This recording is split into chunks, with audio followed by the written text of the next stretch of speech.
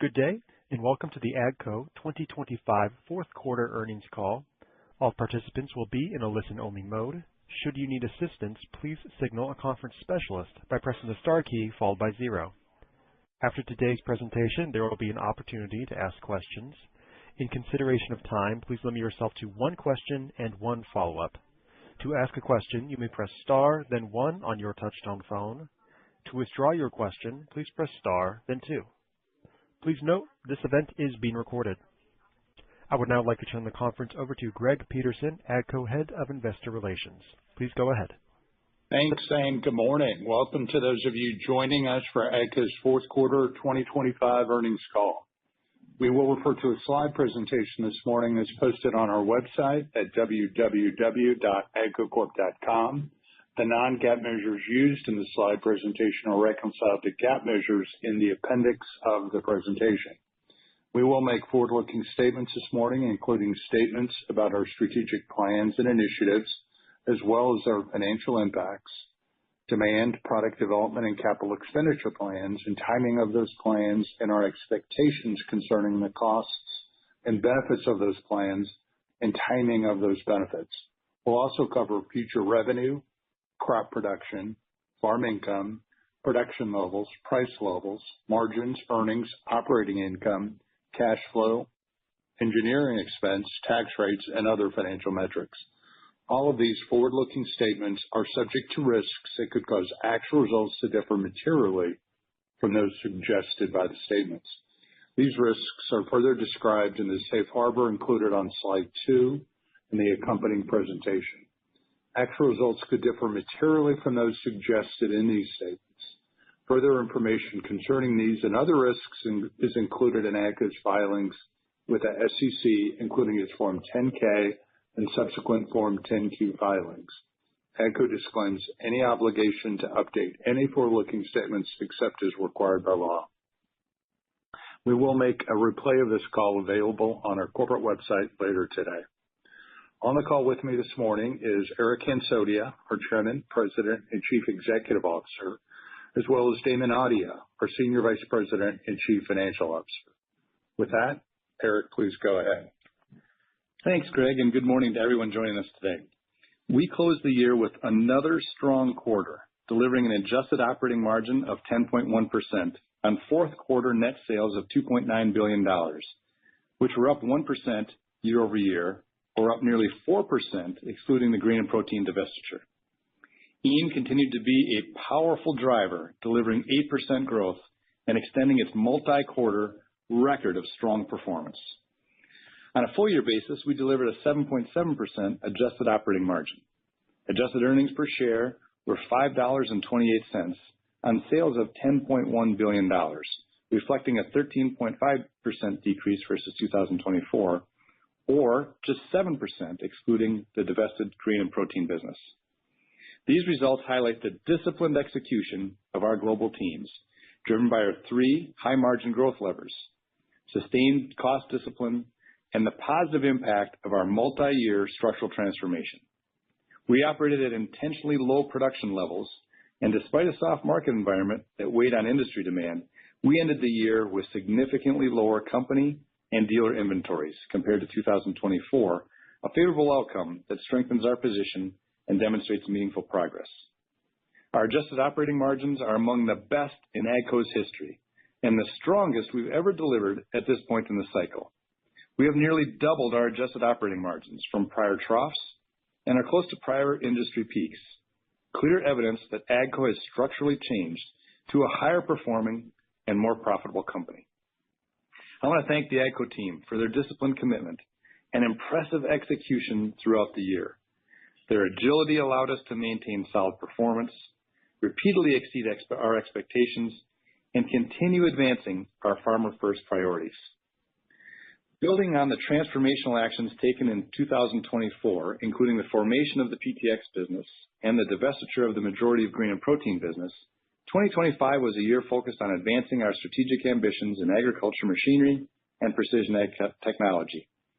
Our redefined portfolio and focus are where AGCO wants to be, poised to continue serving farmers and investors better than anyone else when demand strengthens.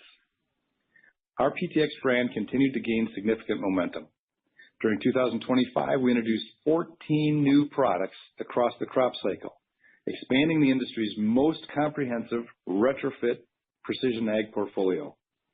We also made substantial progress expanding our dealer network, ending the year with more than 70 global PTx elite dealers, more than doubling the amount from the start of the year. These dealers sell both precision planting and PTx Trimble products, enabling us to broaden product coverage and deepen customer engagement.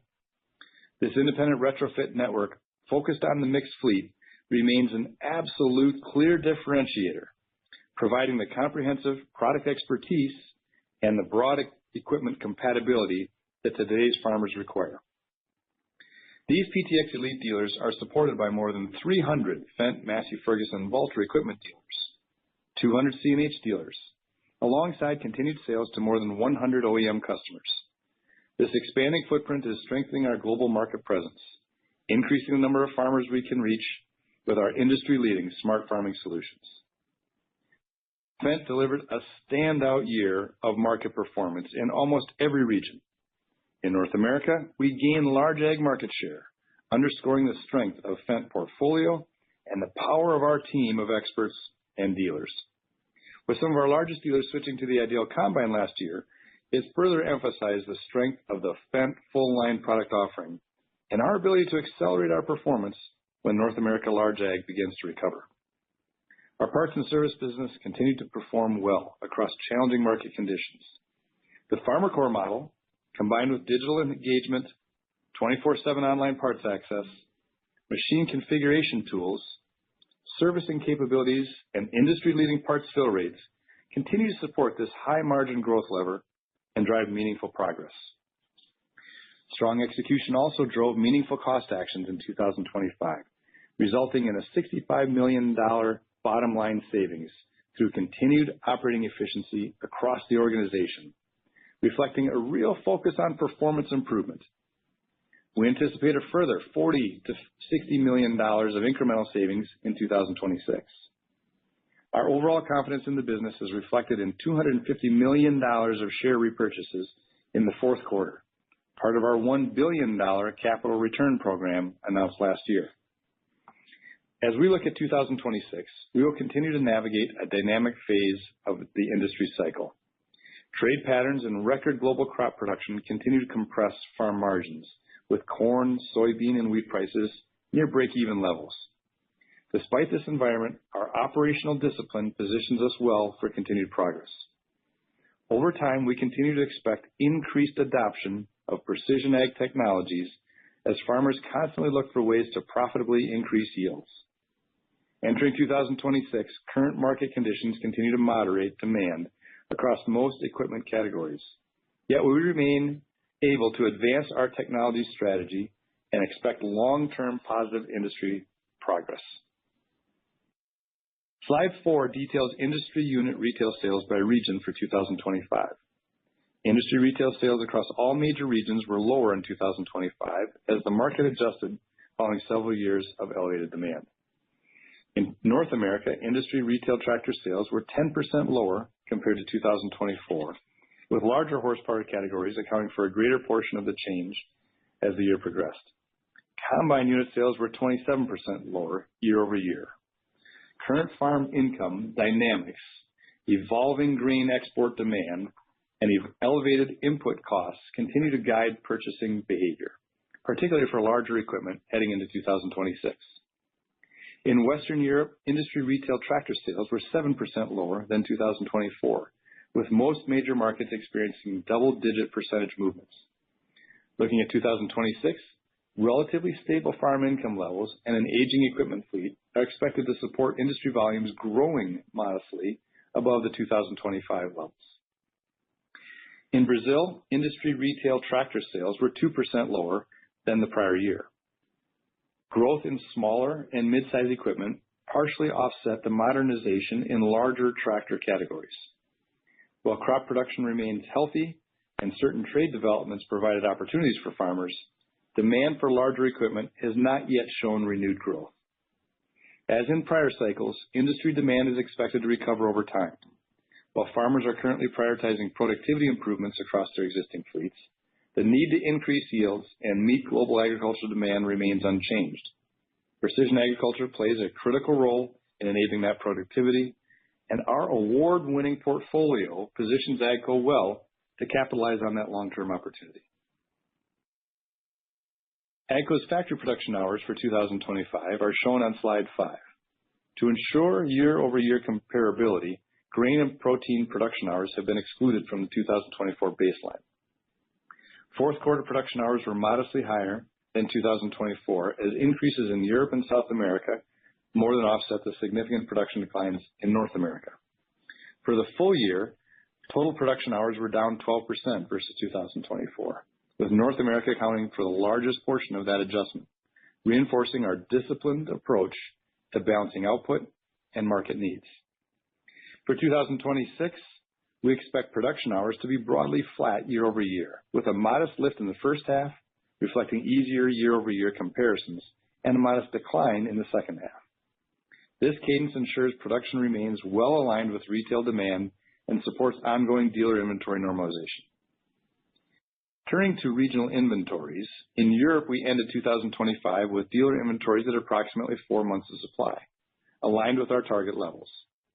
Being at these inventory levels in our largest and most profitable region is an important positive, especially with the industry projected to grow in 2026.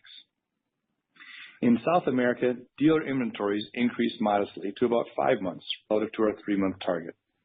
This reflects adjustments to lower forward sales expectations as industry conditions evolved during the fourth quarter. However, year-end dealer inventory units were down modestly from the third quarter levels.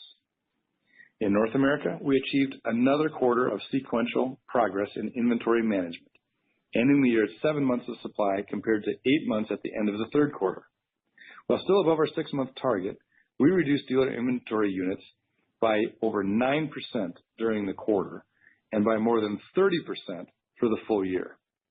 We have significantly strengthened the quality of our channel inventory heading into 2026, and we will continue to adjust production to better align dealer inventory levels. Slide 6 summarizes how our strategy continues to deliver even in a muted demand environment. Over the past several years, we've reshaped AGCO into a more resilient, higher-performing company, one that generates stronger margins at the trough and greater earnings power through the cycle. The results we delivered in 2025 are clear proof of that. Our 3 growth levers, high-margin products, technology-driven differentiation, and a world-class aftermarket business, continue to perform well this year. Each of them contributed meaningfully despite the softer industry backdrop, demonstrating that our model scales regardless of where we are in the cycle. This framework is also what positions us and gives us confidence to consistently deliver mid-cycle adjusted operating margins in the 14 to 15% range. It's a structurally different AGCO, more focused on innovation, more disciplined on costs and investments, and increasingly driven by high-value revenue streams. Finally, the strength of this model supports 75 to 100% free cash flow conversion. That financial capacity allows us to keep investing in innovation, advancing our go-to-market transformation, and returning capital to shareholders, all while maintaining disciplined operational execution. Taken together, these levers explain why AGCO is executing at a higher level today than ever before at this point in the cycle, and why we're well positioned to outperform as the cycle normalizes. Slide 7 highlights key takeaways from our premier Precision Ag event, PTX's 2026 Winter Conference. It's an event that brings together thousands of farmers and dealers on site and virtually, and this year was the first showing of the full breadth and depth of the PTX portfolio. More than 4,000 farmers, most under enormous pressures currently, focused on learning practical solutions and strategies for technologies that can be implemented immediately to improve productivity, efficiency, and returns, a high-value opportunity in today's market environment. As you would expect, the feedback on the event and new product introductions was exceptional, as farmers could clearly see how we were innovating to make them more productive and more profitable. This year, 3 technologies delivered notable impact. First, Symphony Vision.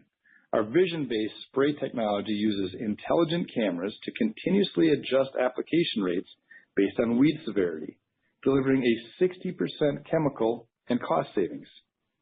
This year, we introduced Symphony Vision Duo, a dual nozzle system that allows farmers to spot spray contact herbicides while simultaneously variable rate applying residuals, fertilizers, or fungicides in a single pass, supporting better input management and higher field efficiency.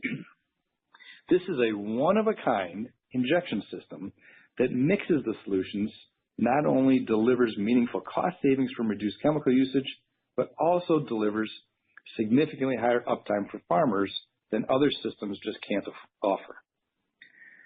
As with our broader precision planting portfolio, farmers own the technology with no per acre recurring fees, reinforcing a strong value proposition.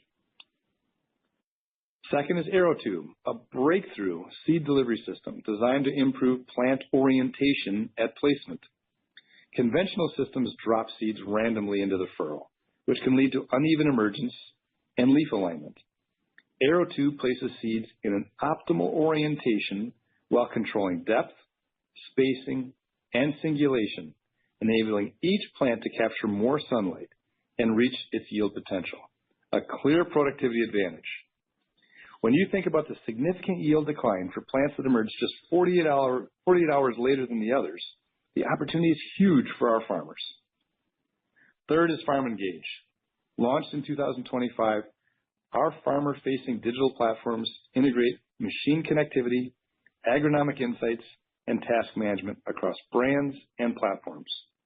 Farm Engage brings together functionality from AGCO Connect and Fendt 1 and will be included in all model year 2026 Fendt and Massey Ferguson machines sold in North America, serving as a central hub for day-to-day farm operations.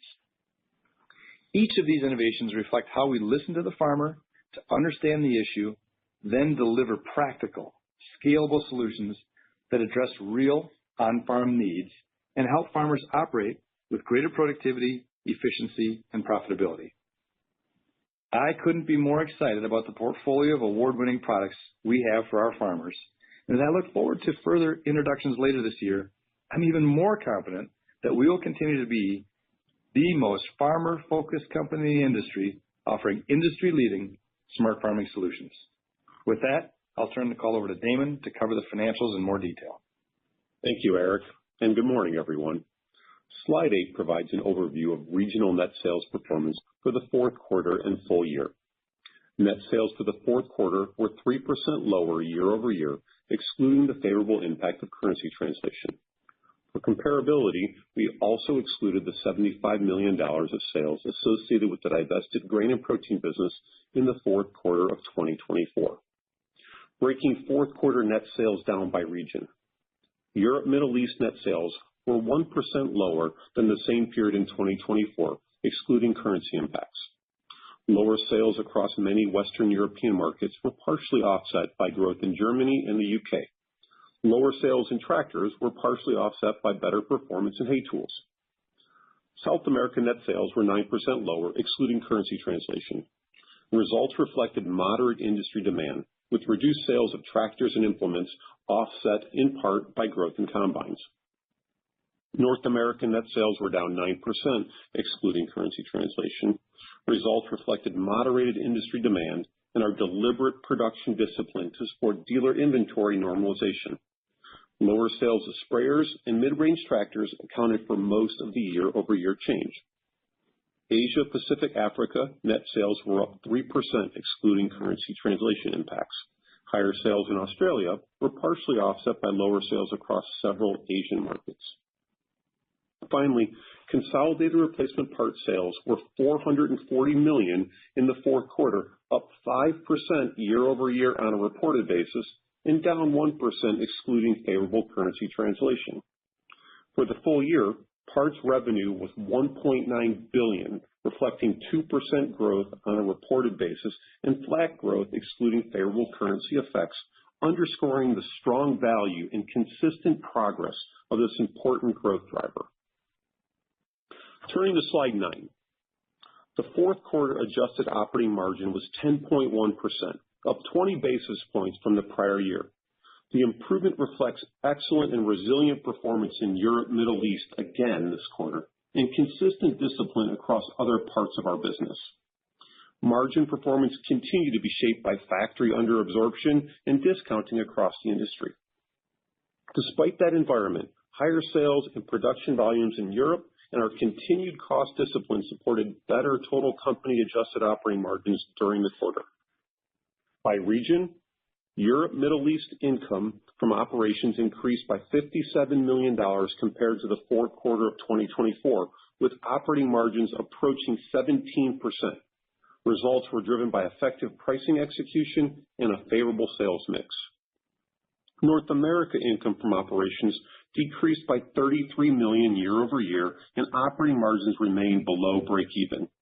The results reflect lower sales volume and factory under absorption associated with reduced production levels of over 50%, aligned with dealer inventory normalization, representing disciplined management of this business. South America operating income was $21 million lower than the prior year, with margins nearing 3%, reflecting lower sales and higher engineering expense. Asia Pacific Africa delivered relatively flat operating income with operating margins near 8%, supported by effective cost management and lower SG&A expenses. Slide 10 shows our full year free cash flow for 2024 and 2025. As a reminder, free cash flow represents cash provided by or used in operating activities, less purchases of property, plant, and equipment. Free cash flow conversion is calculated as free cash flow divided by adjusted net income, offering a clear and consistent measure of performance. We generated record free cash flow of $740 million in 2025, up more than $440 million versus 2024. This strong improvement was supported by better working capital execution, higher fourth quarter sales, and lower capital expenditures year-over-year, reflecting effective operational discipline. Our capital allocation priorities remain consistent. Reinvest in the business, maintain our investment-grade credit profile, consider acquisitions where we can accelerate technology adoption, and return capital directly to our shareholders, a framework that continues to deliver favorable long-term outcomes. Following the TAFE resolution last year, we've shifted our philosophy on direct returns to investors with a focus on share repurchases rather than our special variable dividend program. With this focus, we executed a $250 million accelerated share repurchase in Q4 of 2025 under our $1 billion repurchase authorization, demonstrating our commitment to shareholder returns. Given the strong free cash flow generation in 2025, we will evaluate further opportunities during our normal capital allocation review later this year. We also paid a regular quarterly dividend of 29 cents per share throughout the year, totaling approximately $87 million in dividend payments for 2025, reinforcing a reliable and healthy capital return program. We continue to deploy capital with the discipline to drive long-term shareholder value, supported by the increased flexibility afforded by our repurchase program. Slide 11 summarizes our 2026 market outlook across three major regions. For North America, we forecast large ag industry sales down approximately 15% from 2025's already low levels. The USDA's elevated January crop supply estimates resulted in significant declines in commodity prices, and both soybean and corn prices remain below the long-term average. Farmers are delaying new equipment purchases due to elevated input costs and tighter profit margins. The U.S. government's $12 billion Farmer Bridge Assistance Program is helping to shore up farmers' balance sheets, but is not translated into new equipment purchases at this time. The North American small tractor segment offers a more positive counterbalance as livestock and hay economics remain comparatively resilient, and the older fleet points to emerging replacement opportunities in 2026. We expect smaller tractors to be up modestly. In Western Europe, stability from the subsidy framework provides a solid foundation and offsets softer wheat prices and geopolitical crosscurrents. Early season exports improved, profitability is expected to rise in 26, and winter seeding conditions have been supportive across many markets. The EU continues to benefit from lower interest rates versus other key ag regions, providing a more favorable operating position. We expect Western European tractor volumes to be up modestly in 2026. Brazil's crop environment remains constructive, led by a large soybean harvest and healthy export demand. At the same time, interest rates, credit availability, corn margins, and weather in select regions will pressure demand in 2026. Our plan assumes relatively flat demand for the year, with some pressure early in the year and a stronger second half due to potentially improved government support. Slide 12 highlights the key assumptions underlying our full year 2026 outlook. We expect global industry demand to remain relatively flat compared to 2025, with the industry increasing from 86% of mid-cycle to around 87% in 2026. Our sales plan assumes share gains, a 2% FX benefit, and between 2 and 3% in pricing. At 3%, our pricing is designed to cover material inflation and tariff costs on a dollar basis, but will be margin dilutive even at the high end of the range, impacting our 2026 operating margins and our year-over-year incrementals.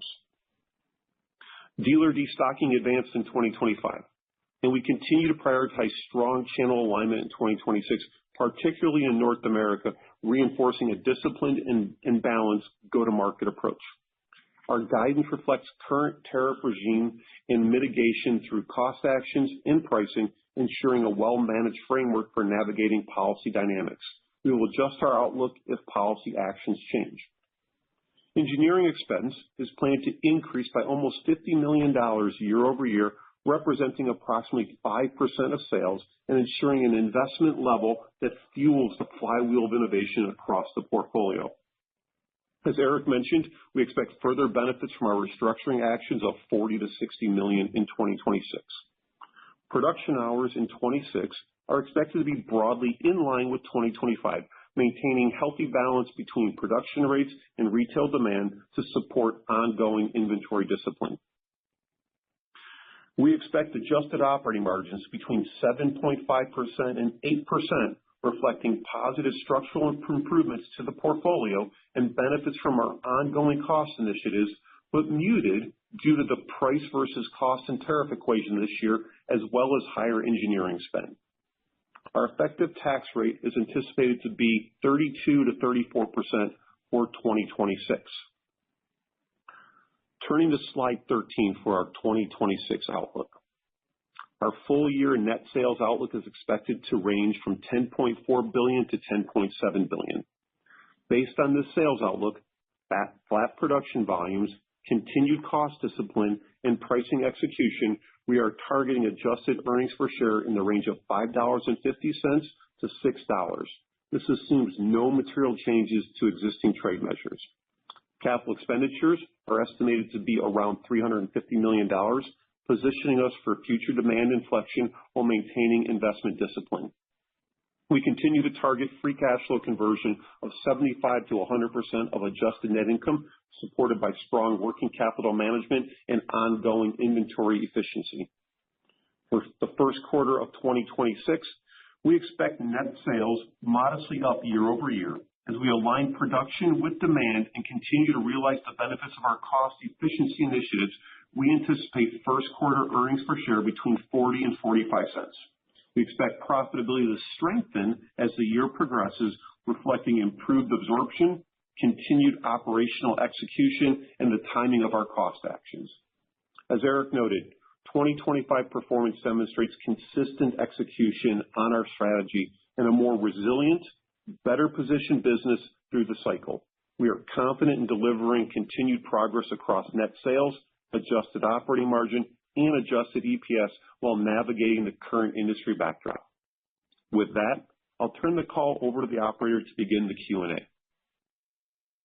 Thank you. We will now begin the question and answer session. To ask a question, you may press star, then one on your touchtone phone. If you are using a speakerphone, please pick up your handset before pressing the keys. To withdraw your question, please press star, then 2. Please limit yourself to one question and one follow-up. And the first question today will come from Stephen Volkmann with Jefferies. Please go ahead. Great. Good morning, guys.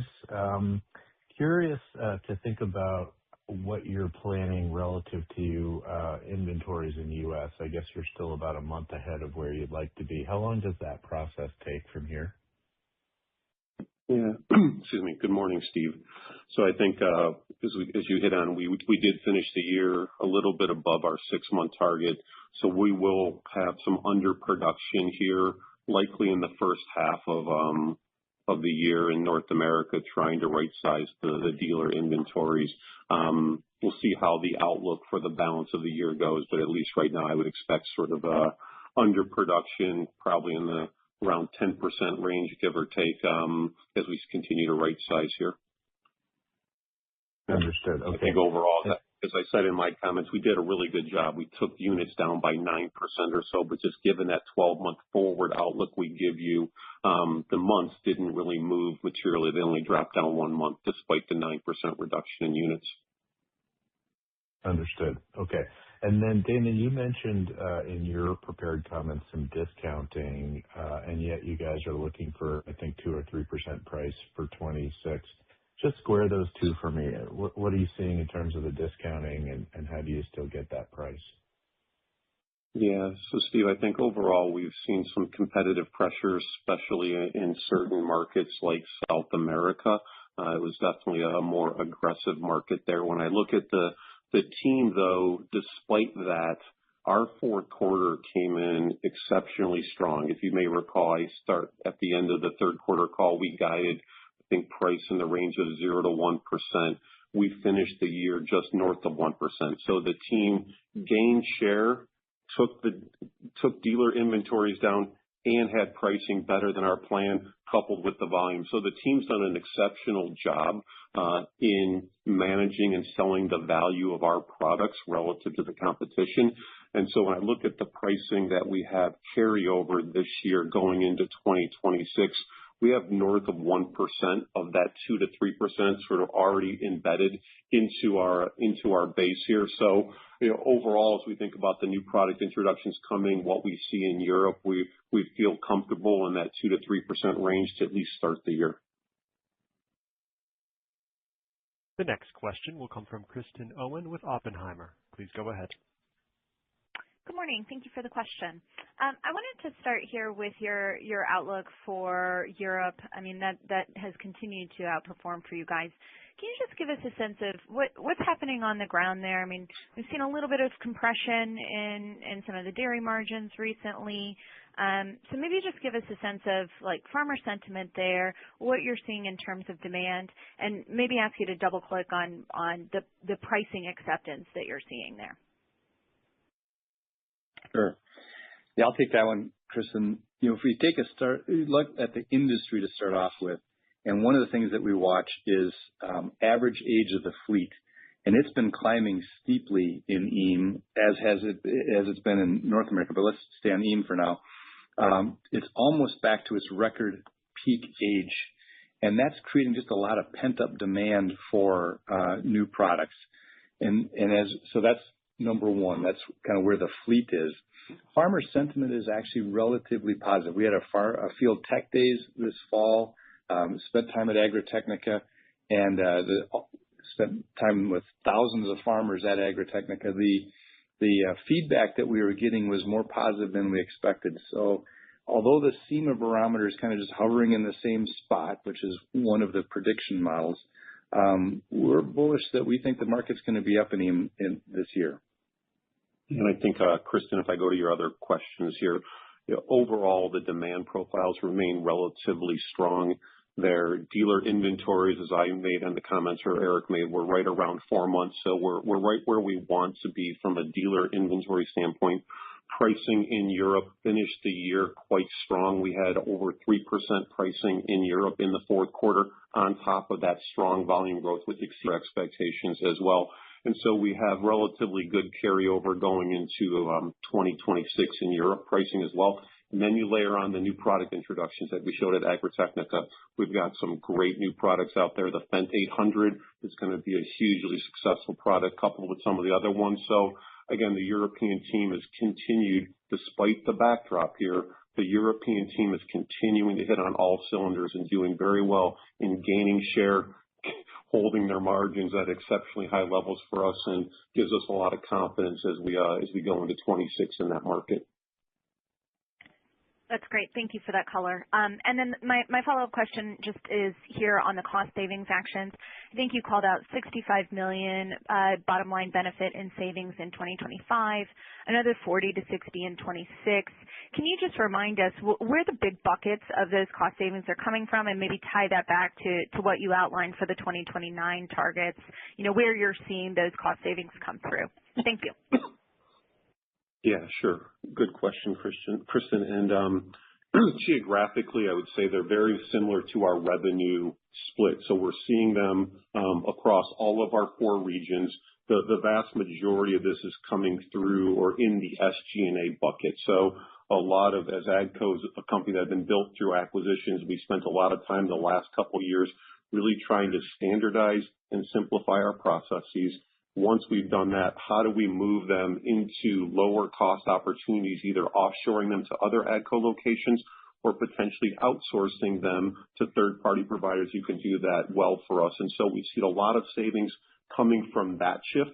And at the same time, we've really been trying to leverage artificial intelligence more and more within the company, where we can automate those processes, streamline that, making it easier for our dealers, easier for our customers, and easier for our associates. So we're seeing some good momentum on the AI side of the house as well by just streamlining the work and moving it into a more technology advanced product. You're right. We did about $65 million in savings this year. We have another $40 to $60 million in savings coming in 2026. As I've mentioned on some prior calls, given the industry downturn, we've been looking to accelerate some of those cost actions that we saw in 26 into 2025. Excuse me. And that was part of the benefit that we saw in the fourth quarter. So as I think about where we are at the end of 2025, the run rate savings is about $190 million. So we're already in line with what we told the investors in December of 2024 as to how we would run rate out of 2026. So we pulled some things in. Now we got a lot of that in the fourth quarter. So you're still going to see the absolute dollars come to the bottom line here in 2026. But from a run rate savings, we're already at about 190. So we'll probably get a little bit north of that 200 by the end of 26. So very well positioned for that particular bucket on delivering to the 14 to 15% adjusted operating margin at mid-cycle that we talked about at our last Investor Day. Yeah, maybe I'll just add a little bit on that one. This is Project Reimagine that Damon was describing, and 700 projects that are all managed very tightly going through the stage gates. That's taking out the $200 million in overhead. What's still in front of us is more work left to do on AI, as Damon talked about. We've got about 160 agentic AI projects in flight right now, 50 of them completely done, but a lot of them in flight. And then shift to low-cost country. That's still in front of us as well. We're aggressively going after that in 26 and 27. Much of our supply base is in high-cost countries. We're aggressively moving that. So overhead kind of towards the tail end and very mature. Now we're going after product costs really aggressively. Again, if you have a question, please press star and then 1. The next question will come from Mig Dobre with Baird. Please go ahead. Hey, good morning, everyone. I found your comments on 2025 being the biggest year of share gain to be really interesting, and I'm wondering if you can maybe give us a little more context there. As I understood it, it's North America. What's sort of specific to some of the things that you've been doing relative to maybe competitors pulling back from the market, if that at all was a factor? And PTx, can we talk a little bit about how you see that progressing as well? It seems like the markets, to some extent, are starting to stabilize here. Do you think PTx can be a source of outgrowth, especially on the retrofitting part of the business as we think about 26 and even 27? Yeah. Thanks, Meg. A few comments. One, overall, AGCO turned in the highest market share in our history in 2025, and that's global. So all over, when you take a look at where farmers are seeing value, they voted with their order book to come to AGCO. What's underneath that? Net Promoter Score, which is our customer feedback to AGCO, hit its all-time high in 25. So the perception of the overall value of the product, the dealer performance, the services, the data management, data platform, all of that is coming together, and we feel like it's fueled for growth. We had a record patent filing in 2025, so we think we've got a great set of innovations continuing to come through. So that's the macro. Then you drill into North America. It was the largest one-year gain in market share for large ag in North America. Largely, our portfolio has been what it is. It's now working with the dealers to get the most out of our partnership with our dealers to serve customers. We've got several focus areas. It's not so much about conquering white space. It's largely about penetrating the space the dealers are already in. And so we've been looking at performance by county and getting a very granular work plan together with our major dealers and saying, how do we go change how we're supporting the farmers? About 85% of our big dealers now have adopted Farmer Core, at least the early phases of it. They're showing where their service trucks are and doing much more of the work on farm. So, that Farmer Core combined with detailed work with our dealers, matched up with an industry-leading product portfolio, we think is starting to show the early days. We also made a bit of an org change to even sharpen our focus on North America. So that's kind of the machinery side of the business. Now, if we switch over to PTx, had 14 product launches. There's essentially an innovation and an education side to that business as well. On innovation, we had 14 product launches, way ahead of what we would have expected a year or two ago. The feedback at Winter Conference, as I talked about, I go to that every single year, super strong. Some of the best farmers in the world. I think it was one of our best Winter Conferences. So the innovation engine is going strongly. But the bulk of the work now is on channel development and establishing our elite dealers, which is those dealers that carry the full product line. They're the tech dealers. They don't sell tractors and combines. They just sell tech. Establishing them. We've grown that to a little over 70 dealers now. We only had about 40 we have added about 40 in 2025. So it's a channel story there as well. If you look at retrofit, it only is down about a third as much as the overall market. So our thesis all along about serving farmers, serving the mixed fleet, serving every farmer regardless of brand, is playing out. As long as you keep innovating, that farmers are thirsty to be, whether they're in a peak or a trough market, they're thirsty to be more productive and profitable. Appreciate the color. That was really helpful. And then I guess my follow-up, going back to EMEA, can you talk a little bit about how we should think about margins? Margin here in 25 surprised, at least relative to our model, pretty consistently. Should we be thinking additional margin expansion in 26, especially as maybe volumes here get a little bit better? Thank you. Yeah, Mig, overall, I think you're going to see the European margins stay relatively consistent here in 26 versus 2025 on an annual basis. It may mix a little bit in quarter depending on production schedules, timing of pricing actions, but generally speaking, I would expect to see Europe right around that 15% operating margin where they finished last year. The next question will come from Jamie Cook with Truist. Please go ahead. Hi, good morning. A nice quarter. I guess, David, just two questions. You just answered the question on margins. Just wondering how we're thinking about losses in North America, in 2026 relative to 2025, given the top line outlook, and where we end up, in South America with concerns about some of the discounting. I guess then on the positive, the operating cash flow number was very strong in the fourth quarter for the year. So was there anything unusual in that? Is there any reason to believe, free cash flow conversion has opportunities to improve from here. Thank you. Yeah, good morning, Jamie. And I think on North America, as I had in one of the earlier questions, we will be underproducing relative to retail in the first half of the year. So you're going to see the North American margins are going to be negative, likely for the first 2 to 3 quarters. A little bit too early to see how they play out in the fourth quarter right now, given the industry outlook. But I think for us, we'll see Q1 and Q2 will likely be worse than Q1 and Q2 last year, given the underproduction and the decline in the large ag market. And then hopefully we'll start to see the margins improve year over year, but still be down in Q3, which is likely a negative for the full year.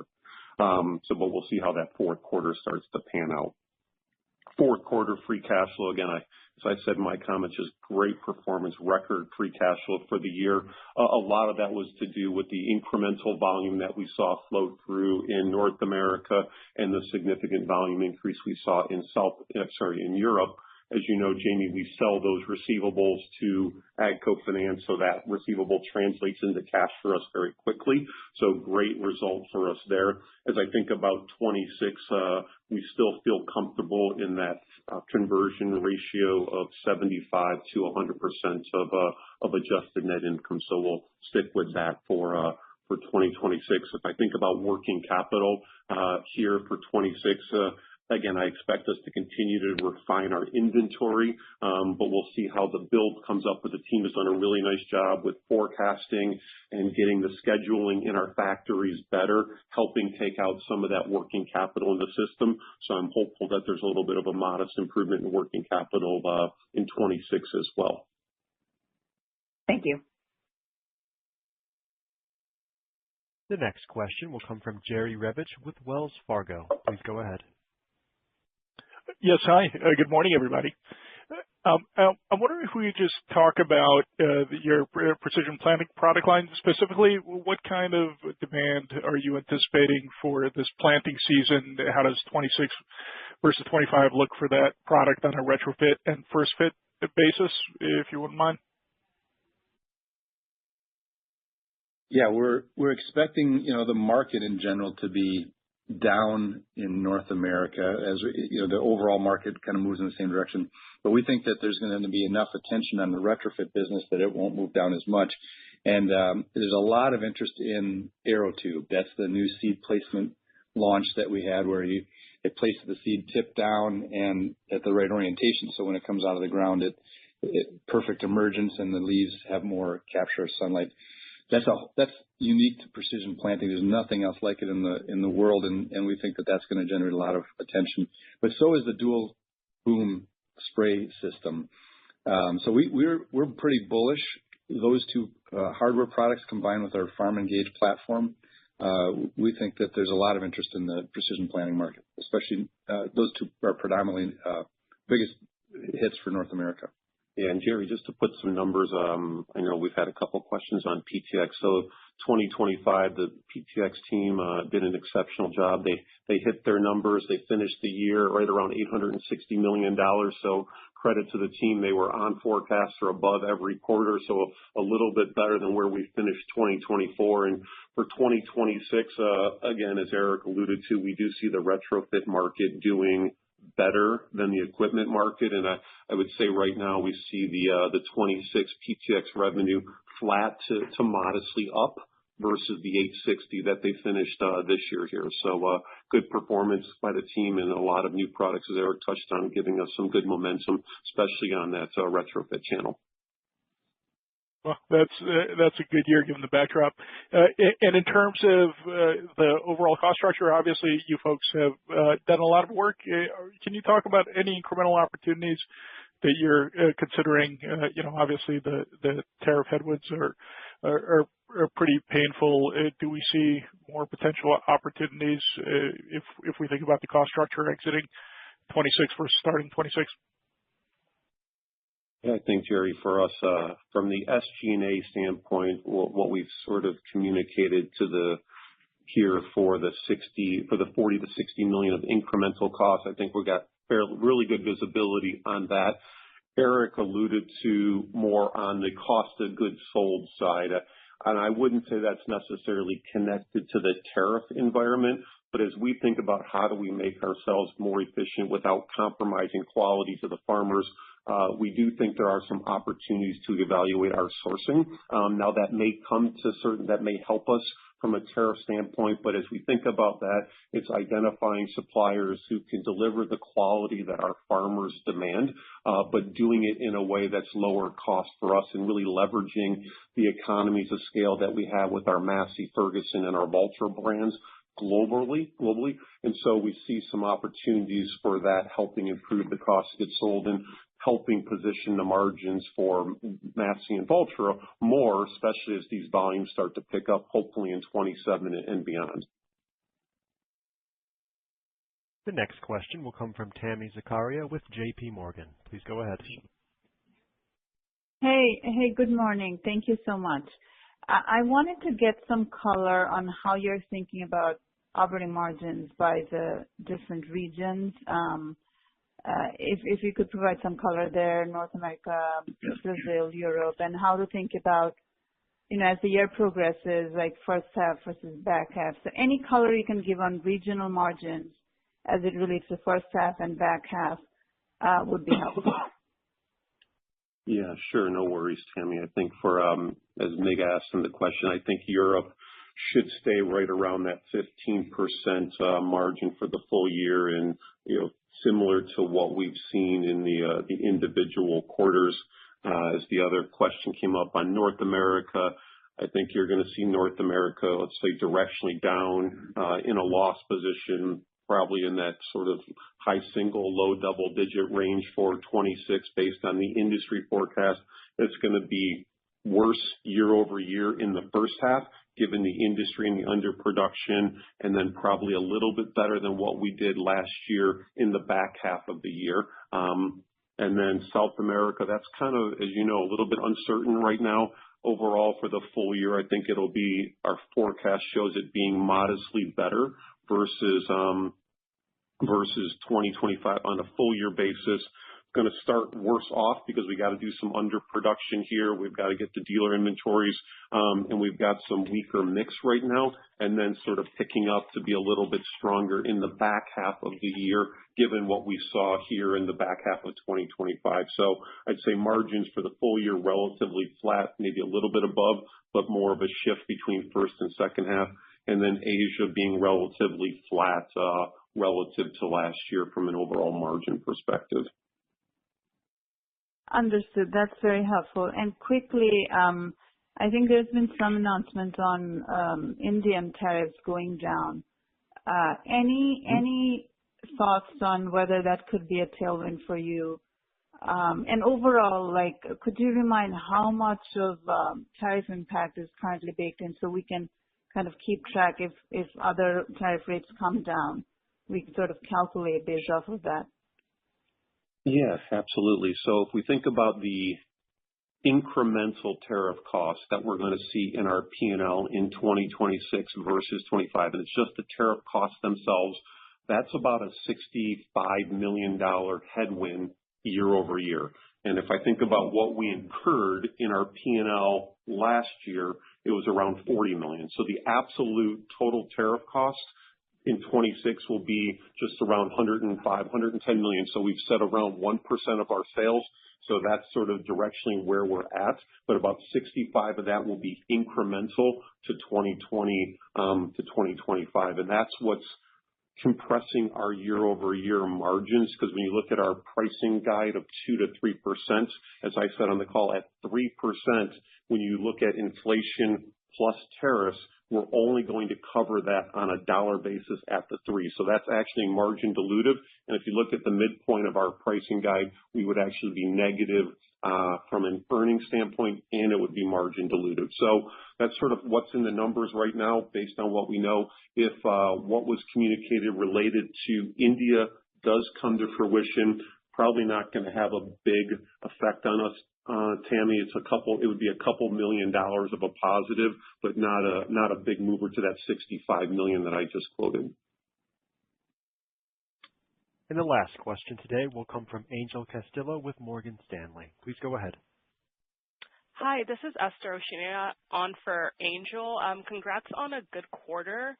My question is, maybe going back to tariffs, could you maybe give us like kind of the cadence each quarter going to 2026? Do you see more happening in the first half or second half, or is it kind of equally divvied up? Yeah, good morning, Esther. So overall, given the timing of the tariffs last year, again, as I think about that $65 million incremental, it's going to be heavily weighted here in the first half of the year, because if you remember the timing of when tariffs rolled in last year, coupled with the level of inventories that we had and our dealers had, we really saw that start to pick up in the third quarter and more into the fourth quarter. So you're sort of looking at probably the majority of that 65 sitting in the first half, and then the balance of it sort of rolling in the third quarter, and then being somewhat neutral in the fourth quarter. Okay. And just to follow up, are there any limiting factors in your ability to underproduce at a greater degree, just to kind of fix some of the excess inventory you mentioned in the call today? So there's no inhibitors for us in reducing our production, but I think you have to understand the complexity of a full portfolio. And as we talked about the industry, the planter industry is different than the combine industry, which is different than a low horsepower, medium horsepower, high horsepower. So depending on which industry is fluctuating and what that dealer has on his or her yard will influence our production. So we don't have any take or pay contracts with suppliers. We don't have any issues that prohibit us from slowing our production, but it's more as the different types of products have different dynamics that influence them. That's what may adjust the inventory or the months on hand that we then have to try to adjust. This concludes our question and answer session. I would like to turn the conference back over to Eric Hansotia for any closing remarks. Great. So I just want to thank everybody for joining us today and some of the really good questions. 2025 reflects a meaningful progress year that we've made in transferring AGCO into a more resilient, better positioned company. We're executing with discipline and focus on what we can control in a pretty volatile market. And we're always staying focused on our farmer first strategy that creates purpose for our employees. Our global team delivered a 7.7% adjusted operating margin in 2025. That's a high watermark and notable achievement at this stage of the ag cycle, best we've ever performed at the trough. I'm really appreciative of the commitment and results of our team and our dealer organization. We remain focused on delivering for all stakeholders. For our farmers, our innovation flywheel continues to spin fast with solutions designed to solve real on-farm problems. We recorded a record Net Promoter Score and have a record set of patent filings. So farmers like what we've got, and we've got more coming. For shareholders, we executed a $250 million accelerated share repurchase in quarter four. That's part of our $1 billion program, and we're in a new chapter in that regard with our ability to do share buybacks. And share buybacks are probably coming more in the future because we had a record free cash flow of $740 million in 2025, all-time high watermark for AGCO. Our 2026 outlook reflects our ability to keep earning the trust of farmers and OEMs, transforming our dealer network, gaining market share, driving our higher margin growth levers, and executing structural changes and cost initiatives that will position us well for when demand recovers. 2025 was the bottom of the trough, and the fleets in our major markets are at the peak of their age. So we expect that the future looks brighter. Thanks for everybody's participation today. Thank you for joining the AGCO earnings call. The call has concluded. Have a nice day.